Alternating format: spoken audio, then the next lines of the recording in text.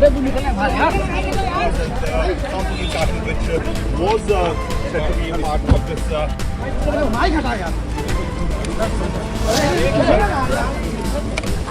भाई साइड हट जाओ यार।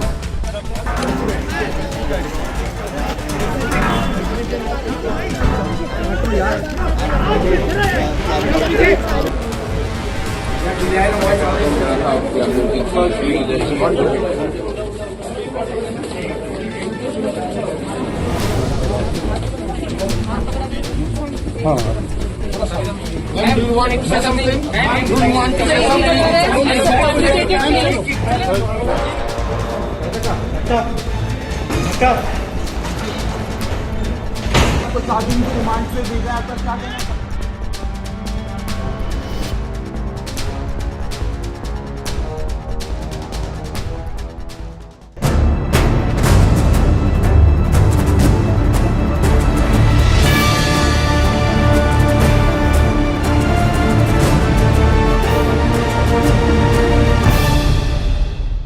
Welcome to crime analysis. Delhi liquor కేసులో అరెస్ట్ అయిన కవితను రెండో రోజు ఈడీ అధికారులు ప్రశ్నించారు. దాదాపు ఉదయం నుంచి ప్రశ్నించిన తర్వాత సాయంత్రం 6 గంటలకు విచారణ పూర్తయింది. 6 నుంచి 7 గంటల మధ్యన కేటీఆర్, హరీష్ రావు తర్వాత భర్త అనిల్ కూడా వెళ్లే అవకాశం ఉంది. కానీ ఈ రోజు ఈడీ ముందు హాజరవ్వాలంటూ భర్త అనిల్ అందుకున్న నోటీసులు ఈడీ ముందు అయినట్లుగా కనిపించట్లేదు. దీని పరిణామాలు ఏ విధంగా ఉండిపోతాయి, ఒకవేళ హాజరైతే ఏ విధంగా ఉంటుంది, హాజరు కాకపోతే ఈడీ ఎలాంటి చర్యలు తీసుకోబోతుంది అనే అంశాలతో పాటు కొత్తగా కొంతమంది ఒక సర్కిల్ చేస్తున్నారు. కవిత అరెస్టు అక్రమని, ఏ ప్లేసుల్లో చేయాలి, ఏ టైంలో చేయాలి, ఏ టైంలో చేయకూడదు, ఇవన్నీ కూడా ఈడీ నిబంధనలకు విరుద్ధంగా వెళ్ళిందంటూ ఒక సర్కిల్ చేశారు. ఇందులో ఉన్న వాస్తవాలు ఎంత, నిజంగా ఈడీ దారి తప్పిందా లేదు ఒత్తిడి లొంగి ఈ విధంగా అరెస్ట్ చేసిందా విషయాల్ని హైకోర్టు అడ్వకేట్ రాజీవ్ రెడ్డి గారు ప్రస్తుతం స్కాట్లాండ్ నుంచి మనతో లైవ్ లో ఉన్నారు. ఆయన అడిగి పూర్తి వివరాలు తెలుసుకుందాం. సార్ నమస్తే అండి. నమస్తే సార్. ఈ రోజు రెండో రోజు విచారణ అయింది. నిన్నటి విచారణలో ఆమె పెద్దగా కోఆపరేట్ చేయలేదని ఒక వర్గం, మరొక వర్గం కూడా కేవలం గంట మాత్రమే ఆమెతో మాట్లాడారు, మిగతా టైం అంతా ఆమెకి ఫ్రీగా వదిలిపెట్టారు అంటున్నారు. అంటే ఒక మెంటల్ గా ఆమెకి అంటే మైండ్ గేమ్ ఆడినట్లుగా కనిపిస్తుంది. దీనివల్ల ఈడీ అధికారులు సాధించింది ఏంటి, వాళ్ళకి వచ్చే లాభం ఏంటండి? అంటే మీరు ఏ పోలీస్ ఆఫీసర్నైనా అడగండి, ఈడీ అని వదిలేయండి, any police officer investigating agency ప్రపంచవ్యాప్తంగా మన దేశంలో కూడా అక్యూజ్డ్ కన్ఫెషన్లు కానీ స్టేట్మెంట్లు తీసుకునే ముందు స్టెబిలైజ్ చేస్తారు. ఓహో. అంటే ఫర్ ఎగ్జాంపుల్ ఒక ముద్దాయికి ఇంకా డైజెస్ట్ కాదు పర్యవసనాలు, ఏం జరిగింది ఏం జరగలేదు అనేది. సో కాస్త టైము గ్యాప్ ఇస్తారనమాట. ఏదైనా స్లోగా సింక్ ఇన్ అవుతుంది సైకాలజీ ఉపద్రవం జరిగినప్పుడు. అదైన తర్వాత కొంచెం గాబరా, యాంగ్జైటీలు ఉంటాయి, వాటిని తీసేయడానికి స్టెబిలైజ్ చేస్తారు అనమాట. స్టెబిలైజ్ చేసిన తర్వాత ఎప్పుడైనా కన్ఫెషన్ తీసుకోవాలి, ప్రాపర్ కన్ఫెషన్. చెప్పాను, సిబిఐ ఈడీ ఎప్పుడు వెయిటింగ్ గేమే. మీరు ఎదురు చూసి మీకు మైండ్ కంట్రోల్ లూజ్ అవుతుంటారు అనమాట, కన్ఫ్యూజ్ అవుతుంటారు. అన్నిటికంటే ముందు అంటే ఇనిషియల్ గా ఎప్పుడు కస్టడీలో తీసుకున్న తర్వాత స్టెబిలైజ్ చేస్తారు అక్యూజ్ ని. అలా టైం వేస్ట్ చేసి మైండ్ గేమ్ ఆడుతుంటారు అయితే. అంతే సార్. ఈ రోజు సెకండ్ డే అయిపోయింది. ఈ రోజు ఆయన భర్తకు రమ్మని పిలిచారు. భర్తతో పాటు కొంతమంది ఎవరైతే ఆ చుట్టుపక్కల ఉన్నారో ఆమె అసిస్టెంట్స్ అందరు రమ్మన్నారు. ఒకవేళ ఈ రోజు వరకు ఉన్న సమాచారం ప్రకారం అనిల్ హిటెడ్ కాలేదని తెలుస్తుంది. ఒకవేళ అయితే పరిణామాలు ఏ విధంగా ఉంటాయి, అవ్వకపోతే ఏ విధంగా ఉంటాయి? ఓకే, మనకి చట్టంలో రకరకాల మెథడ్స్ ఆఫ్ విట్నెస్లని, ముద్దాయిలని ఇన్వెస్టిగేషన్ కి రప్పించుకునే ప్రొవిజన్స్ ఉంటాయి.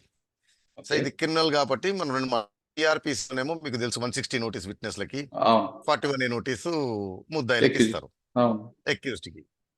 ఈ మనం ప్రివెన్షన్ ఆఫ్ మనీ లాండరింగ్ పక్కన పెట్టి జనరల్ సిఆర్పిసినే మాట్లాడదాం. 160 నోటీస్ ఇచ్చిన తర్వాత డిసోబే చేశాడు అనుకోండి, without probable cause, without reasonable cause disobey చేస్తే ఇండియన్ పీనల్ కోడ్ లోనే అది సెపరేట్ అఫెన్స్, సెపరేట్ శిక్షలు ఉంటాయి అన్నమాట. ఇప్పుడు ఫర్ ఎగ్జాంపుల్ కేజ్రీవాల్ పైన ఆల్రెడీ ఇనిషియేట్ చేశారు, సమ్మన్స్ ఇస్తే రావట్లేదని. ఐ థింక్ 174 ఐపీసీ కింద ఆల్రెడీ కేసు కట్టారు. కేజ్రీవాల్ దానిపైన బెయిల్ కూడా తీసుకున్నారు.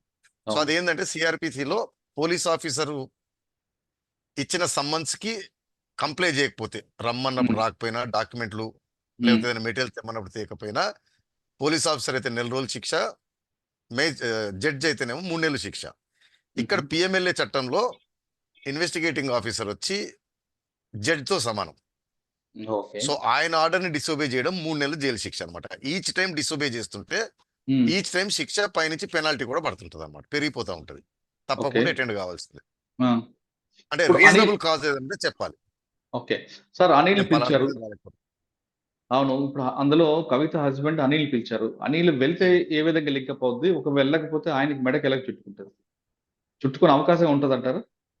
మీరు ఇప్పుడు ఈడీ ఒకటే మీరు ఐసోలేటెడ్ గా చూస్తున్నారు. నేను చెప్పేది గత కొంతకాలంగా తెలంగాణలో కానీ అక్కడ కానీ income tax, CBI, ED coordinated గా పనిచేస్తున్నాయి. బిఫోర్ ఎలక్షన్ కూడా మన హైదరాబాద్ లోనే చెప్పలేని ఇన్కమ్ ట్యాక్స్ రైడ్లు అయినాయి. అవును. మెయిన్ టార్గెట్ ఆ రైడ్లన్నిటిపైన కేసీఆర్ గారు, కవిత గారు, కేటీఆర్ గారు వీరికి సంబంధికుల పైన జరిగినట్టే మనం వార్తలు చూసాం.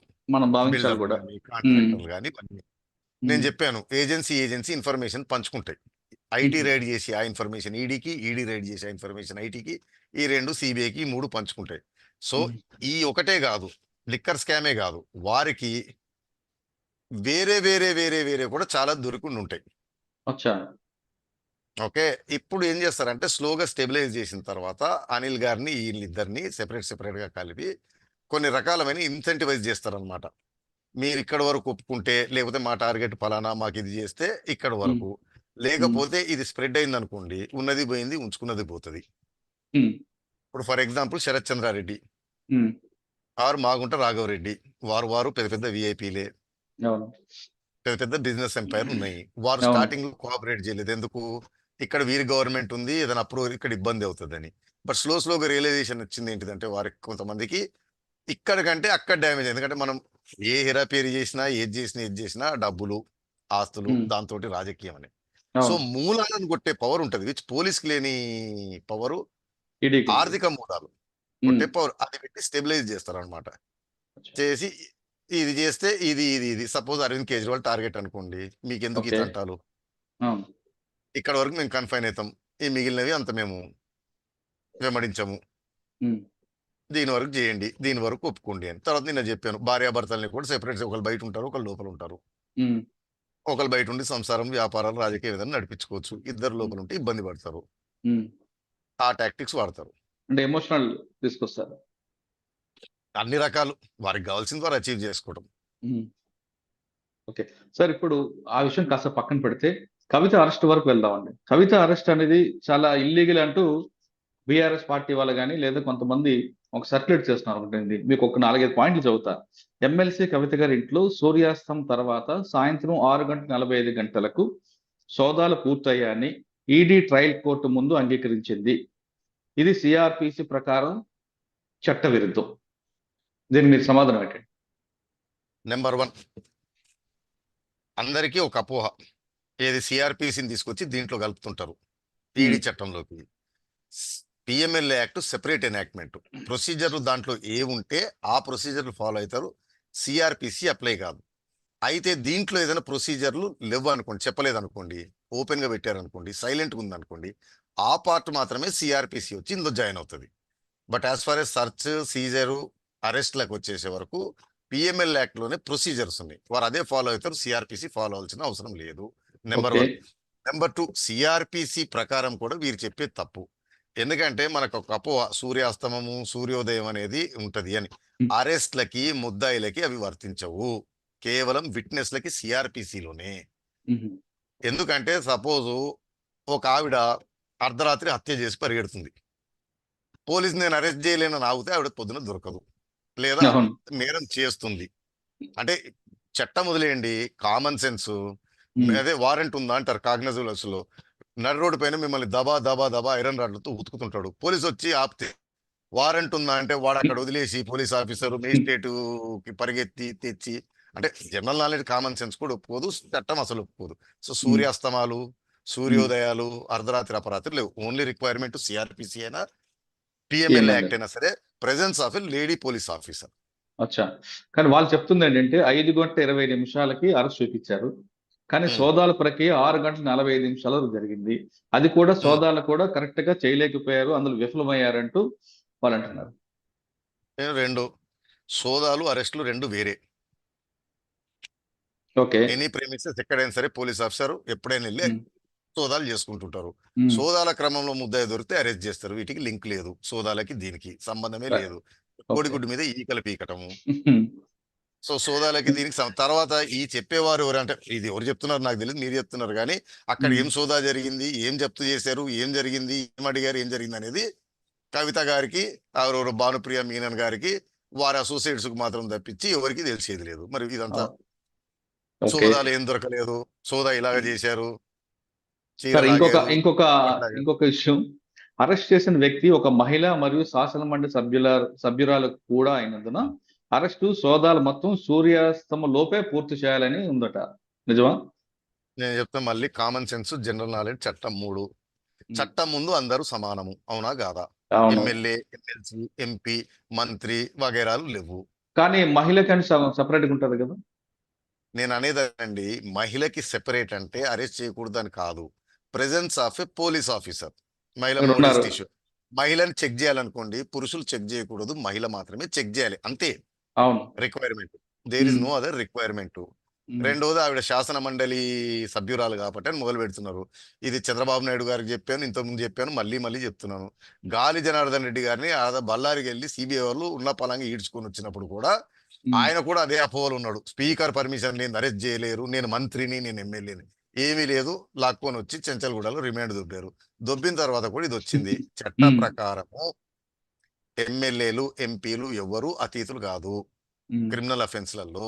ఉమ్, ఓన్లీ రిక్వైర్మెంట్ అంటే మ్యాండేటరీ చట్టం కాదు, ఫార్మాలిటీ, కర్టసీ ఏంటంటే అరెస్ట్ చేసిన తర్వాత ఓకే. స్పీకర్ కి ఇన్ఫార్మ్ చేయాలి. ఎందుకంటే అతను అటెండ్ అవుతున్నాడా లేదా, డుమ్మా కొట్టాడా, అతను స్కూల్ టీచర్ లాగా. అవును. అంతకు మించి అది చేయకపోయినా అంటే నేను ఫార్మాలిటీ, మీ ఇంటికి వచ్చే ముందు నేను చెప్పాలి, అయ్యా 5:30కు వస్తున్నాను మురళి గారు అని చెప్పకుండా వచ్చాను అనుకోండి, మీరు కాసేపు రుసరుసలాడతారు. అవును. ఫర్ ఎగ్జాంపుల్, బెంగాల్లో ఈ మధ్యన సిబిఐ వారు ఒక ఎమ్మెల్యేని పట్టుకొని పోయారు. ఉమ్, స్పీకర్ కు ముందు చెప్పలేదు, తర్వాత చెప్పలేదు. దానిపైన స్పీకర్ గారు రుసరుసలాడారు, నాకు చెప్పలేదు అని. ఐ థింక్ వెంకయ్య నాయుడు గారు రాజ్యసభ చైర్మన్ ఉన్నప్పుడు కూడా ఈ పాయింట్ వచ్చింది. ఉమ్, ఏమనంటే, మల్లికార్జున ఖార్గేని, రాహుల్ గాంధీని, వీరిని ఎవరినో ఈడీ వారు, సిబిఐ వారు సమ్మన్ చేశారు, పట్టుకొని పోయారని చెప్పి కాంగ్రెస్ సంబంధించిన సభ్యులు గొడవ చేసి స్తంభింపజేశారు. స్పీకర్కి ఇన్ఫార్మ్ చేయందంటే వెంకయ్య నాయుడు గారు క్లారిటీ చట్టం చదువుతూ చెప్పారు, రాజ్యాంగం ప్రకారము సెక్షన్ 135A సిఆర్ ప్రకారము ఎటువంటి ఇన్ఫర్మేషన్లు, పర్మిషన్లు అవసరం లేదు. ఓకే. ఓన్లీ ఎగ్జామ్షన్ సివిల్ అరెస్ట్లకు ఉంటే 40 డేస్ సెషన్ ముందు, 40 డేస్ సెషన్ తర్వాత, లేదన్నా కమిటీ మీటింగ్ ముందు సివిల్ అరెస్ట్ మాత్రమే చేయకూడదు. Criminal okay. వచ్చే వరకు ఎవరు ఎప్పుడైనా సరే, ఎక్కడి నుంచి అయినా సరే, ఇన్ఫాక్ట్ అసెంబ్లీలోకి వచ్చి కూడా అరెస్ట్ చేసి తీసుకెళ్ళొచ్చు. కేరళదే ఫేమస్ కేసు, అక్కడ దాకా వెళ్ళింది. ఐ థింక్ కమ్యూనిస్ట్ ఎమ్మెల్యేలు అసెంబ్లీలో రచ్చ చేసి, ధర్నాలు చేసి, ఏదో గొడవ చేసి డిస్ట్రక్షన్ చేశారని కేసు మీద పోలీసులు పట్టుకొని పోతే సుప్రీంకోర్టు దాకా పోయింది. సుప్రీంకోర్టు కూడా ఆ కేసులో కరాఖండిగా చెప్పింది, ప్రెమిసెస్ లోపల, ప్రెమిసెస్ బయట ఎమ్మెల్యేలని ఏమీ లేదు. ఉమ్, పోలీస్ ఆఫీసర్ కి power to arrest anybody anywhere. Okay. Sir, second point, arrest కోసం పిఎంఎల్ఏ సెక్షన్ 65 క్రింద ప్రత్యేక నిబంధన ఏదీ లేదు. దీనికి సిఆర్పిసి వర్తిస్తుంది. కాబట్టి ఈడీ అధికారులు సిఆర్పిసి నిబంధనలు పాటించాలి. కానీ వారు సిఆర్పిసి నిబంధనలు పాటించలేదు. అరెస్ట్ చేసిన ప్రాంతానికి 30 కిలోమీటర్లు దాటి కోర్టుకు తరలిస్తున్నందున హైదరాబాద్. ఆపండి ఒక్క నిమిషం, మీరు అన్ని కలుపుతున్నారు. ఫస్ట్ నేను ఏం చెప్పాను, ఈ CRPC చెప్పిన వారు ఎవరో సెక్షన్ 65 ఏంటిది, దాని ప్రకారం సిఆర్పిసి ఎందుకు వర్తిస్తుంది, సిఆర్పిసిలో ఏముంది, దాన్ని ఏం వైలేట్ చేశారో చెప్తే బాగుంటది. ఊరికే సిఆర్పిసి, పిఎంఎల్ఏ 60, 125, 500 అంటూ మేధావులు అనిపించుకుంటే కుదరదు. 65 ఏం చెప్తుందంటే, పిఎంఎల్ యాక్ట్ లో స్పెసిఫై చేసిన ప్రొసీజర్ ఫాలో కావాలి. ఈ దీంట్లో ఏదన్నా గ్యాప్ ఉందనుకోండి, సైలెంట్ ఉందనుకోండి, ఏదైనా సపోజ్ పిఎంఎల్ యాక్ట్ లో అరెస్ట్ 19 ఉంటుందండి, ఎవిడెన్స్ 50 కింద తీసుకుంటారండి, బెయిల్ 45 కింద వేస్తారండి, ఇవన్నీ ఉంటాయి. సరే, అరెస్ట్ ఉంది కానీ రిమాండ్ లేదు కదా, చెప్పాలి, రిమాండ్ సిఆర్పిసి ఫాలో అవుతారు. లేదా ఎవిడెన్స్ తీసుకోవడం ఇదంతా 50 కింద ఉందనుకోండి, ఏదైనా సీజర్, సర్చ్ వారెంట్ ప్రొసీజర్, అది సెక్షన్ 100, దాని ప్రకారం సిఆర్పిసి ఫాలో అవుతారు. తప్పిస్తే వీళ్ళు పిఎంఎల్ చెప్పినట్లుగా యాక్ట్ కాదు. అరెస్ట్లకి దానికి మొత్తం సిఆర్పిసి ఫాలో కాదు, సైలెంట్ ఉన్న దగ్గర మాత్రమే వన్. రెండోది సిఆర్పిసి ఫాలో అయినా నేను చెప్తున్నాను, సూర్యాస్తమాలు, సూర్యోదయాలు, ఇవేం ట్రాన్సిట్ వర్తించవు. వారెంట్లు, ఆ వారెంట్లు సిఆర్పిసిలో కూడా లేవు. లేవు. రెండోది నెక్స్ట్ 30 కిలోమీటర్ల దాటిన తర్వాత ట్రాన్సిట్ రిమాండ్ కంపల్సరీగా తీసుకోవాలని చెప్తున్నారు అవును. నియరెస్ట్ మేజిస్ట్రేట్, అంతే కదా. అవును. ఇది అలా కూడా కాదు. సేమ్ వాళ్ళు ఏం థింగ్. చెప్తున్నారంటే అరెస్ట్ చేసిన ప్రాంతానికి 30 కిలోమీటర్ దాటి కోర్టుకు తరలిస్తున్నందున, అంటే 30 కిలోమీటర్ దాటి అటు ఢిల్లీ తరలిస్తున్నందున హైదరాబాద్ లో మేజిస్ట్రేట్ గారి నుండి ముందస్తు అనుమతి తీసుకోవాలి. కవిత గారి విషయంలో ఈడీ పని చేయలేదు. ఈడీ ఉద్దేశపూర్వకంగానే నిబంధనలు పాటించకుండా ఇలా చేయడం భయాందోళన సృష్టించడానికి అర్థమవుతుంది. ఇది రాజ్యాంగ విరుద్ధం. సరే, ఈ చెప్పిన సోదరు సోదరిమణులు ఎవరు ఇదంతా మరి ఈడీ కోర్టు ముందు ఎందుకు వాదించలేదు? అవేమీ లేవు దీంట్లో. సుప్రీం ఇదేంటిదంటే అదే నేను చెప్పేది, మనకి అవుట్ ఆఫ్ కాంటెక్స్ట్ మనకు నచ్చినవి ఏ పుస్తకంలో పడితే ఎక్కడ పడితే అక్కడనే తీసుకొచ్చి దీంట్లో కలపడము. 30 కిలోమీటర్లు అనేది అరెస్ట్లకి దీనికి సంబంధించి వేరే ప్రొవిజన్ సిఆర్పిసిలో సెక్షన్ 80. అరెస్టులు 2 రకాలు ఉంటాయి, without warrant, with warrant. Okay. Any తీవ్రమైన నేరాలు 2 ఏళ్ళు శిక్ష దాటే నేరాలకి వారెంట్ అవసరం లేదు. మళ్ళీ రీట్రేటింగ్, తెలుగు సినిమాలో చూపెట్టేదంతా అబద్ధం. ఎటువంటి వారెంట్ అవసరం లేదు. వాటికంటే తక్కువ నేరాలు ఉన్నాయనుకోండి, అవును, వాటికి వారెంట్ అవసరం.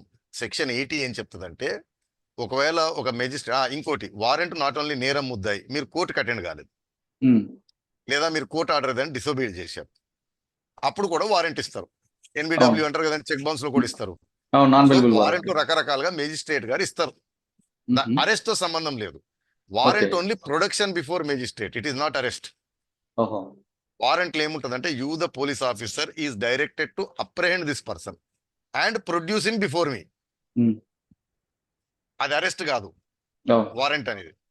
సో ఈ 80 ప్రొవిజన్ ఏంటిదంటే, 30 కిలోమీటర్లు ఎక్కడ వస్తుందంటే, మేజిస్ట్రేట్ గారు ఒక వారెంట్ ఇచ్చారు, ఒక అతన్ని పట్టుకొని తీసుకొని రాని. అతను వేరే జ్యూరిడిక్షన్ ఎక్కడో దొరికాడు 30 కిలోమీటర్లు దాటిన తర్వాత. ఆ దాటినప్పుడు వారెంట్ ఇచ్చిన మేజిస్ట్రేట్ కనుక 30 కిలోమీటర్స్ కంటే దూరం ఉండి అక్కడ దొరికితే రూల్ ఏంటిదంటే, అతన్ని ఇమీడియట్ గా నియరెస్ట్ ఎగ్జిక్యూటివ్ మేజిస్ట్రేట్ గానీ నియరెస్ట్ జ్యుడిషియల్ మేజిస్ట్రేట్ ప్రొడ్యూస్ చేసి ఈ వారెంట్ చూపెట్టి తీసుకెళ్తున్నాం అని తీసుకొని రావాలి. ఈ కేసులో కాదు, అరెస్ట్ కి సంబంధం లేదు, అది ఓన్లీ ఎన్బిడబ్ల్యూ వరకు మాత్రమే. ఎన్బిడబ్ల్యూ వరకు మాత్రమే వారెంట్ మీద. రెండోది ట్రాన్సిట్ వారెంట్ ఎప్పుడు వస్తుందంటే, సుప్రీంకోర్టు అంటే సిఆర్పిసి అండ్ సుప్రీంకోర్టు కొన్ని జడ్జ్మెంట్లు చెప్తా. మీకు పిఎంఎల్ యాక్ట్ లో అరెస్ట్ 19 అండి, సిఆర్పిసికి సంబంధం లేదు. ఓకే. ఓకే, అయినప్పటికీ సిఆర్పిసిలోను పిఎంఎల్ యాక్ట్ లో ఏముంటుంది అంటే, అరెస్ట్ చేసిన 24 hours లో ప్రొడ్యూస్ చేయాలి మేజిస్ట్రేట్ ముందు. ఈ 24 hours కి journey time is exempted.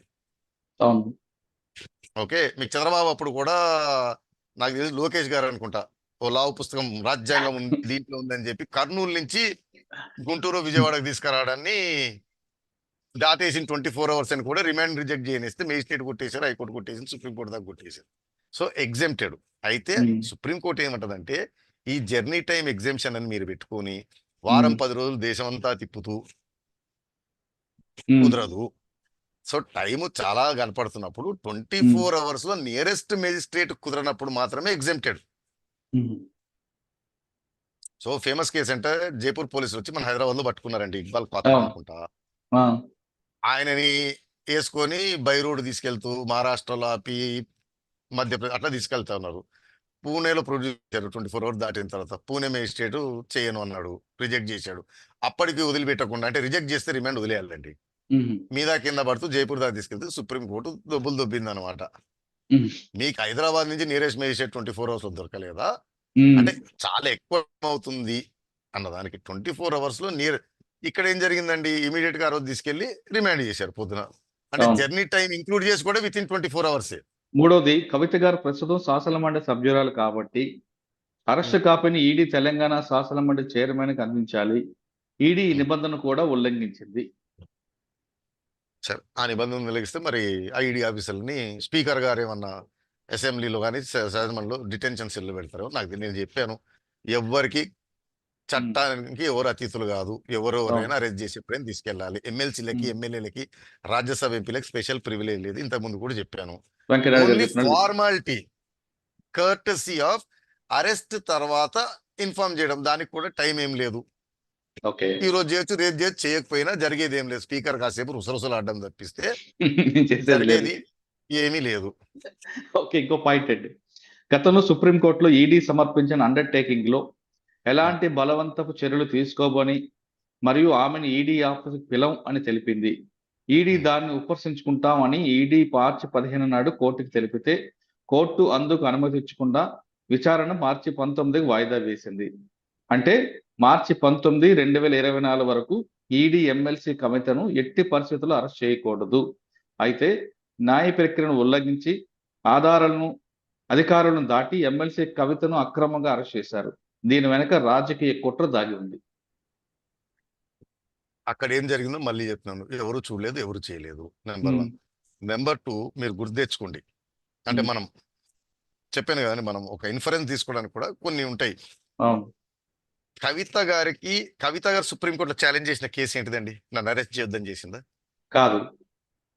Case కొట్టేయమని చేసిందా? కాదు. కాదు. ఆవిడ ఏమేసిందంటే సమ్మన్స్ ఇచ్చారు ఢిల్లీ. అవును.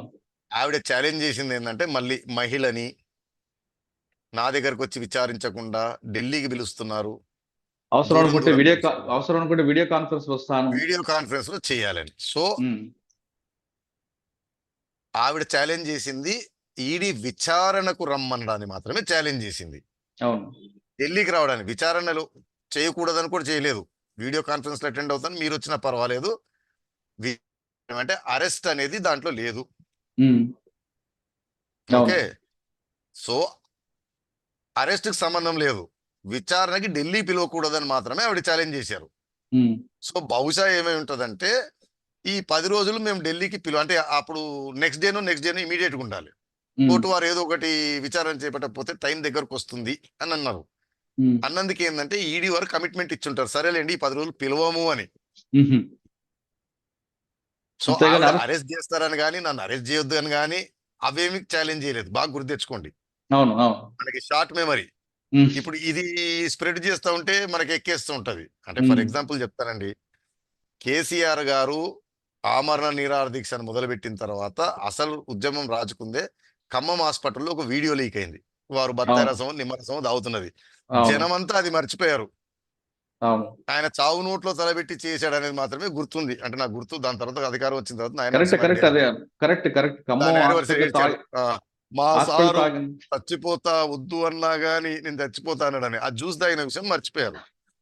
అదే జ్యూస్ తాగిన తర్వాతే ఉస్మానియా యూనివర్సిటీలో తాగిన తర్వాతే స్టూడెంట్స్ కి వాళ్ళకి స్పిల్ ఓవర్ అయింది. అప్పటి వరకు వారు నడిపించారు ఉద్యమం, రాచుకుంది అప్పుడు.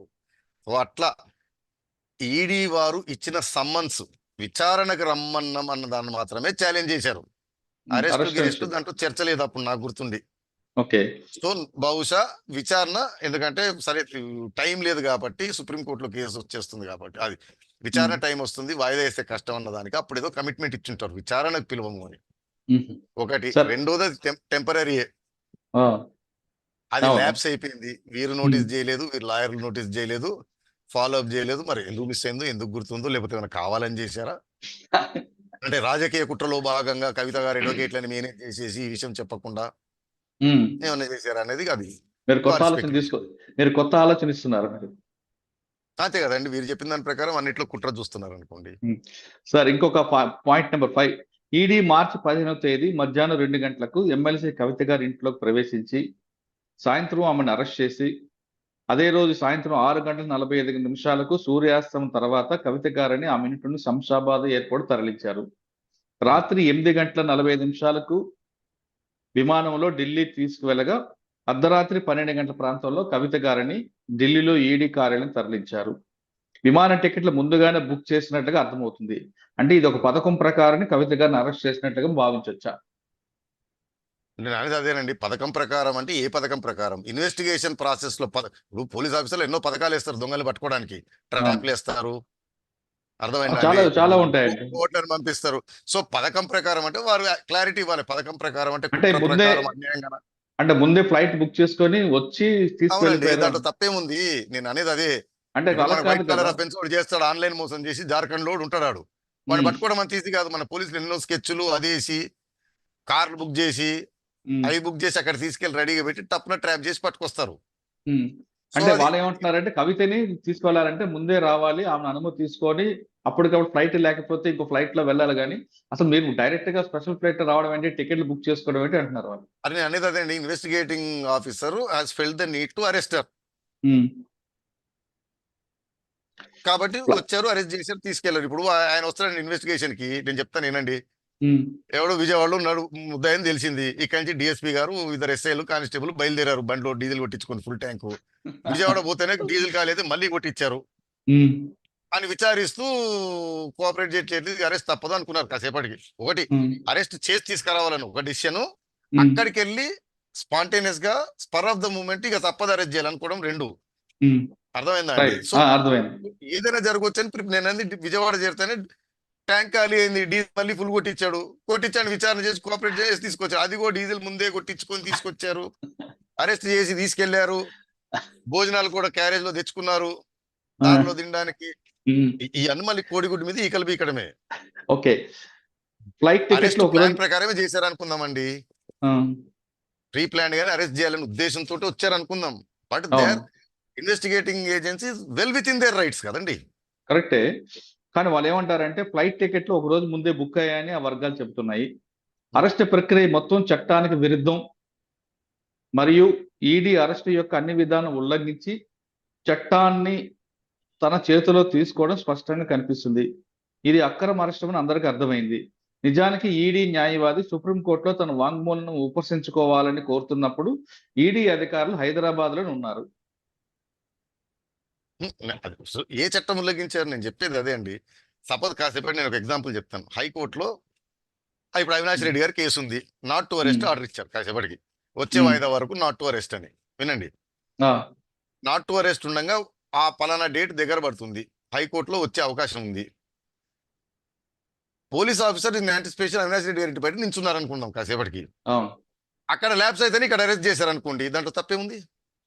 అంటే వాళ్ళ ప్రిపేర్డ్ దృష్టిలో ఇక్కడ తప్పు ఇది. ఉన్నారు. అంటే అంటే అక్కడ ఫైనల్. కనుక వారికి స్టే వచ్చి ఉండుంటే వేరే విషయం. నేను అనేది అవును. అదేనండి. ఓ నేరగాడు యాంటిసిపేటరీ బెయిల్ వేస్తాడు. ఓకే, యాంటిసిపేటరీ బెయిల్ హియరింగ్ జరుగుతుంటది. ఉమ్, ఆ రోజే వాదనలు జరుగుతుంటాయి. పోలీస్ ఆఫీసర్లు బయట రెడీగా ఉంటారు, అతను ఎక్కడ ఉంటే అక్కడ కాచుకొని కూర్చొని ఉంటారు. ఇమీడియట్ ఇన్ఫర్మేషన్ వస్తుంది, డిస్మిస్ అయింది, యాంటిసిపేటరీ రాలేదని తప్పున అరెస్ట్ చేస్తారు. అవును, లేదా స్టే ఆఫ్ అరెస్ట్ ఉంటుంది, దానిపైన వాదనలు జరుగుతూ ఉంటాయి. స్టే ఆఫ్ అరెస్ట్ ఉంది అనుకుందాం, అవును. టెంపరీ స్టే ఆఫ్ అరెస్ట్ 15 రోజుల వరకు అరెస్ట్ చేయొద్దని ఉంది. 15 రోజులు ల్యాబ్స్ అవుతుంటే కోర్టులో విచారణ జరుగుతుంటది. పోలీస్ ఆఫీసర్లు ప్రిపేర్డ్గా ఉంటారు ఇక్కడ. అసలు కోర్టుకు రాకముందు ఎత్తుకెళ్ళిపోతారు కదండి. ఆ, అతనికి ఏ ఆర్డర్ లేకపోతే కోర్టు ఉమ్. విచారణ రాకముందు కూడా తీసుకెళ్తే ఇన్ఫ్రాక్షన్స్, ఇదంతా కూడా దురుద్దేశం, ఇన్ఫ్రాక్షన్స్ అయితే. ఇదంతా దురుద్దేశం కూడిన అరెస్ట్ కాబట్టి ఆమె తొందరలో ఈ కేసు నిలబడదు, ఆమె బయటకు వస్తారంటున్నారు. అంటే ఒకటండి, ఇప్పుడు మన చర్చ అంతా అరెస్టు, రిమాండ్ వీటి వరకే జరుగుతూ ఉంది. అవును. అరెస్ట్ కావాల్సింది, కేసు నడిపడానికి కావాల్సింది ప్రస్తుతానికి వచ్చి ప్రైమా ఫేసి బేసిక్ కంపోనెంట్ ఉందా లేదా, నెంబర్ 1. అదే. ఏది ఇన్వెస్టిగేషన్ కి దీనికి. అరెస్ట్ కావాల్సింది ఏంటిదంటే, అంటే మీకు మళ్ళీ ఒక డిఫరెన్స్ ఉందండి. Power of arrest, need to arrest ఉంటుంది. అవును. అరెస్ట్ చేసే అధికారం ఉంది, కానీ అరెస్ట్ చేసే అవసరం ఉందా లేదా? ఇప్పుడు 41 ఇస్తారు. ఉమ్, సో కేసు ఎఫ్ఐఆర్లు ముందుకెళ్ళడం అనేది ప్రైమా ఫేసి మీద, అక్కడి నుంచి ఇన్వెస్టిగేషన్ గ్యాదరింగ్. అరెస్ట్ వచ్చే వరకు రిక్వైర్మెంట్ ప్రైమా ఫేసి. అచ్చా.